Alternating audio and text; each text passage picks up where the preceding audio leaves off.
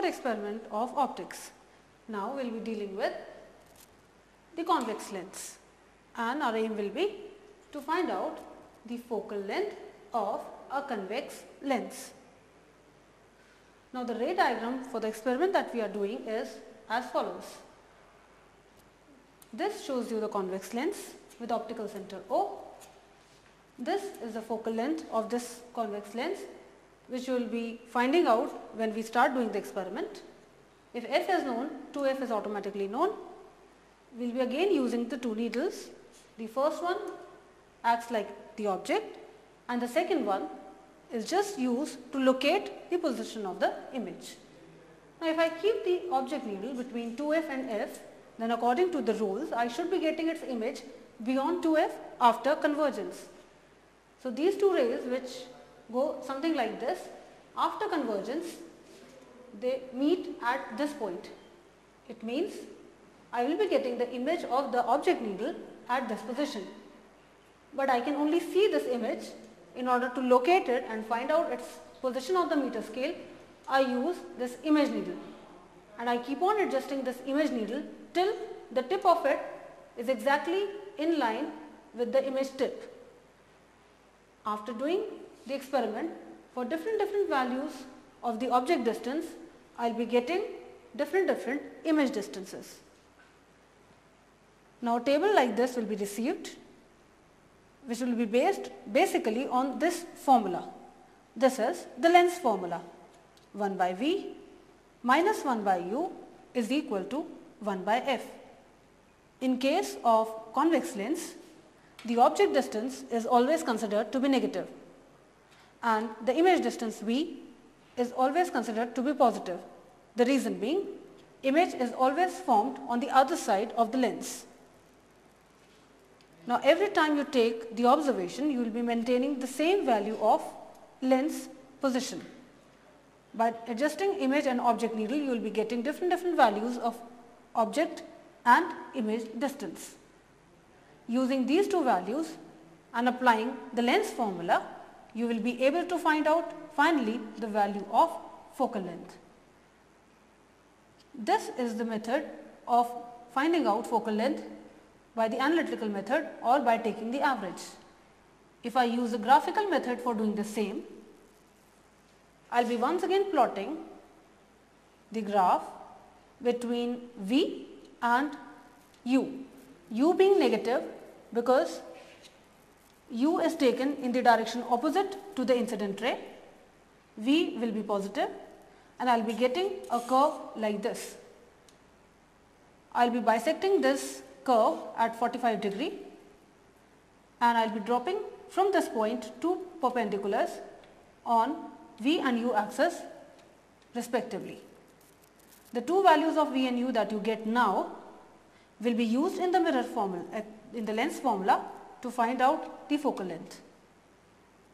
Similarly, you can plot another graph.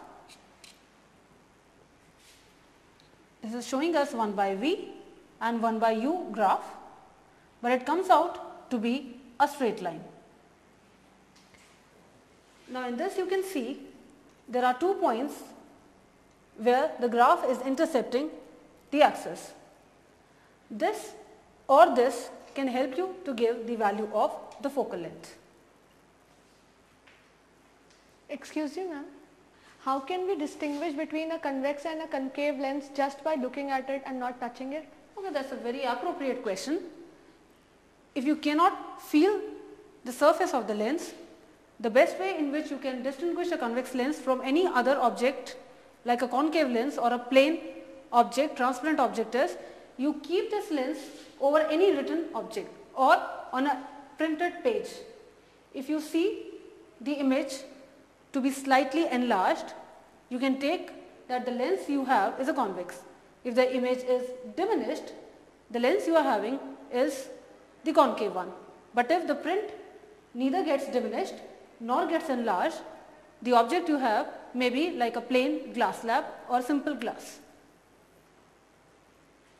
So now let us move on for doing this experiment on the optical bench. Let me show you the setting for finding out the focal length of this convex lens. This is a convex lens and you can easily find it out by touching it. At the center it will appear to be thicker as compared to the edges, and also it will give me the enlarged image of whatever object lies beneath it. Now this needle will act as an object.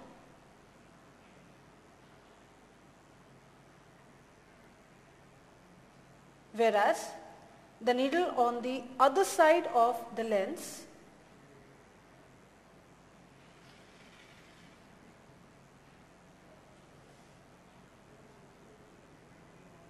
this will act like the image needle, which will help me to locate the position of the image.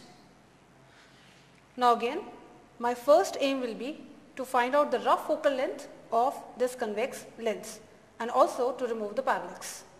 Excuse me, ma'am. Unlike in the mirror experiment, why have we placed the needles on either side of the lens?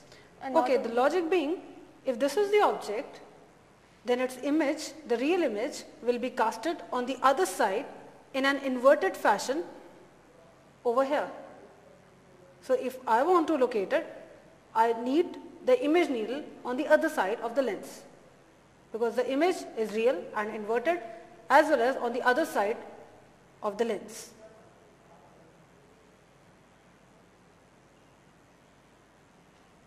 Now students, we will try to move this object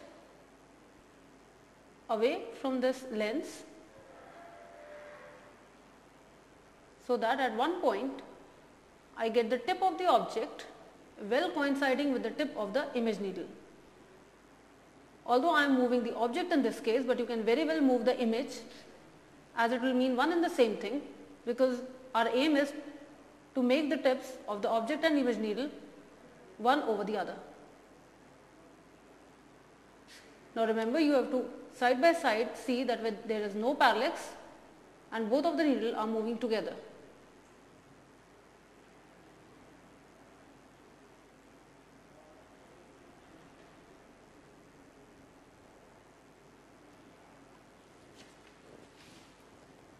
Now I have almost reached that position. The only thing is that the tip is not meeting the tip, for which I will use the screw to slightly lower down the object point.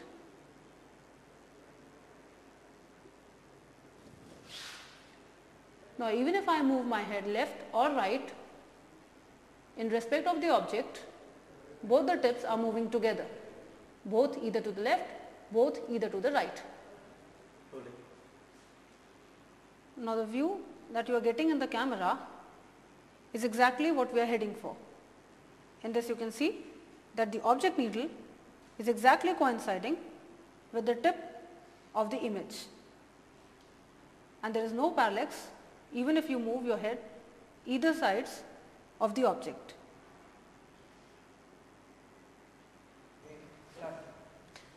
Now in order to take other readings, what you are supposed to do is, you have to keep this object needle between F and the center of curvature. You can take it anywhere in between these two readings. Any of the position you can choose. Once you fix the position of the object needle, you should ideally get its image beyond C on the next side. So this being my image needle, I will be moving it away from C and I will stop wherever I find both the needles facing tip to tip. Now here I can easily see that both the object as well as the image needle are coinciding tip to tip. So can you see it now? Yes, ma'am. So basically this gap is your object distance u, while the remaining gap between the lens and the image needle being your image distance v. You can use both of them in a formula to find out the focal length. Now students, I am going to show you two graphs which I have drawn using the same v and u values that you have just now obtained on the optical bench. Now this graph will show you 1 by u versus 1 by v. Obviously this bears a negative sign, whereas 1 by V will go positive. When I plot the readings, I get a straight line graph. This graph is actually making an intercept on the x as well as on the y axis. If I take the x axis intercept, it will give me 1 by u, which can be equated to 1 by f. The reason why I am not taking 1 by v in this formula is that at this point 1 by v, which is on the y axis, is equal to 0. Similarly, coming on the y axis, I can take this value of 1 by v to be equal to 1 by f, as 1 by u is 0 at this point. So 1 by u can be equated to 1 by v to get the inverse of focal length. Now let us come to the second graph. This is a graph of v versus u. U is negative as the object distances are taken negative in convex lens, whereas v is positive as the image is formed on the other side. Now this will come out to be a curve like this. It is drawn with a free hand.